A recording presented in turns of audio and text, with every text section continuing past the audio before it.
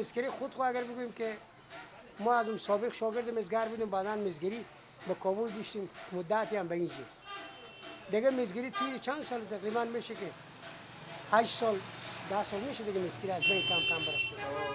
تقریبا 10 سال میشه که مسگری از بین همیت آستا و کم کم 10 دکون و 5 دکون از بین بره. 85 دکون مسگری 85 دکون مسگری.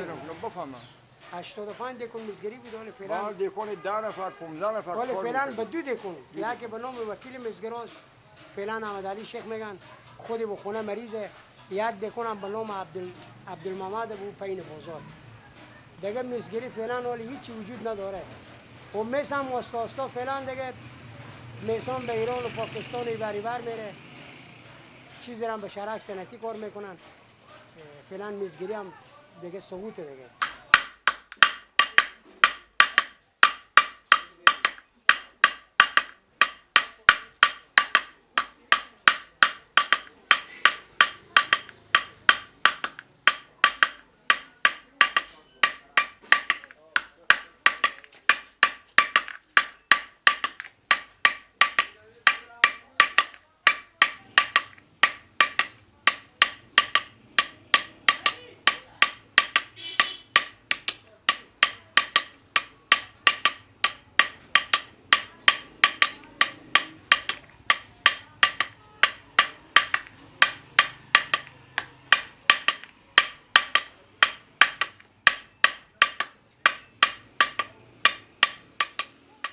صد 50 سالگی دیکن به حساب سابقه داره. یعنی ابو بزرگ ما که آقا اسماعیل بوده، بعدا ابراهیم شده، بعدا اجماع رضا شده، با ما رسیده 7 پشت که فعلا من یاد میدم که دکان مدرسه ماه.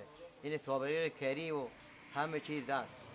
این الان دست ماه این مسکریه دیگه مسکری هم نیه بازار. یعنی 4 پشت من یاد میدم. یعنی پشت دست پشت بابا بزرگام هم مسکر بودن که با ما رسیده. ولی بچه‌ها که رسیده کار نمیکنن دیگه. ما نفر اخریم دیگه. اینا همه ول کردن رفتم دیگه خارج. دیگه یا ایران یا به خارج هم دیگه میگم ما این کسب نمیکنیم. به این کسب دیگه عقب ماندنی شده دیگه. حالا اما به نظر ما نشده. ما خیلی به ما ارزش داره. یعنی یک کار میکنین که هنر دست ما. یعنی کار میتونه که کس حال عقل نمیکشه، نمیتونم درست کنم. یعنی چلی کس درست نمیکنه. حالا ما درست کنیم هیچ کس یعنی برای 50 سال بعد یه انتیک شه.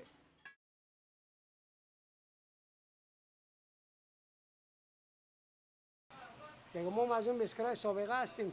عمر ما تیر شده، هیچ موصفه شد به این مسکری. ولی مسکری تا کسبی نبوده که آدم سرمایه‌دار باشه یا آدم خیلی پولدار بشه. فقط همین تو بخور و نمیر بوده دیگه. صبح کارشون بدره. مثل کسبا دیگه نبوده که تا کسبی باشه که سرمایه‌دار باشن و پول زیادی باشه. نه، همین مردم کار میکردن، نون میخوردن، خوش آستا مسگری مثلا خلاص شده دیگه. مسگری هیچی نمونده. اگرچه به سر افغانستان مسگری نمونده. یک وقتی به کابل هم بودیم 50 دکون یا 60 دکون خیلی دکونای لوکسی بود. اونا هم از بین برفت، همه رفتن برای کسبای دیگه رفتن. یک وقت شغل داشتم میچلید، کسب مسگری میچلید، همه مردم کار میکردم، خودم کار میکردم، شخصا خودم.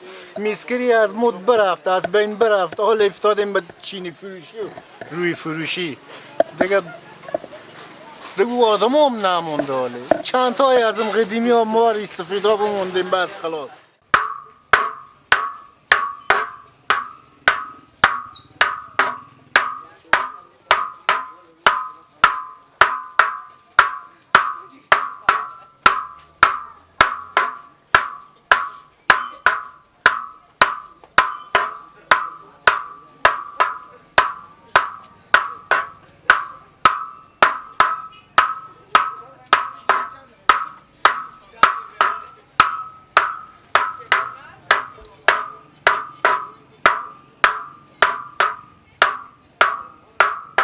دیگه مسگری آخری همین که ریش سفیدام هم عمر خورتیر کردن و ریش سفیدام هم بمردن اکثرا. بعضی هم زنده طبقه جوان هم فرار کردن. طبقه جوان هم که رفتن همه به ایران بریبر رفتن.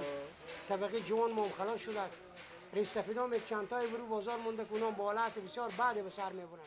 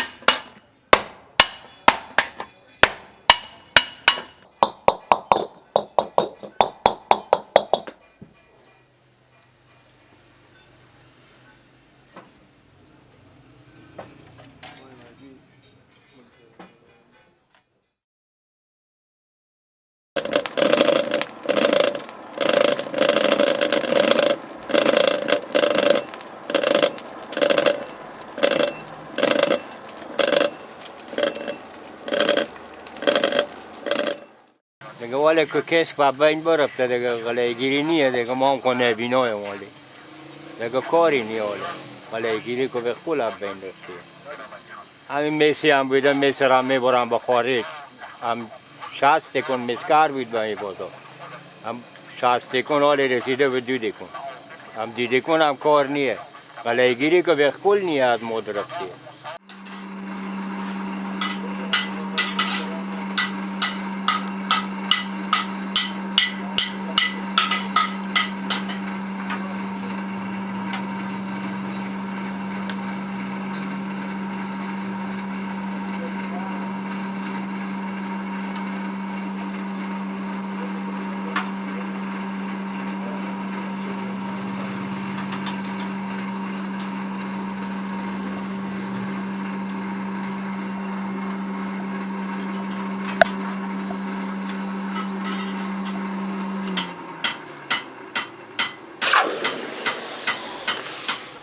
شرمی و بیادبی میشه نگوه لاف به غریبی بزن بانیم بادرم به بادم به دکان مسکرا دیگر چیزی نبود چون که سر صدا زیاد بود کسی نمیشنید دور از جونا میگفتم گوزی که مایی بزنی برو به بازار میسکری بزن که کس نمیشنوه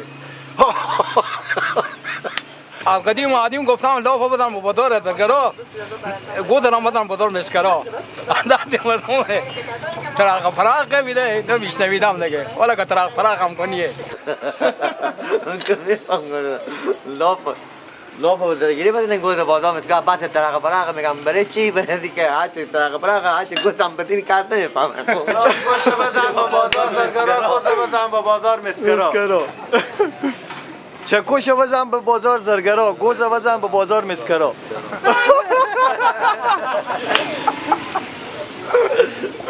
کاری که مسکر میکنه تنگ کشوتر میکنه کشوت تنگتر میکنه آدم بیتر میکنه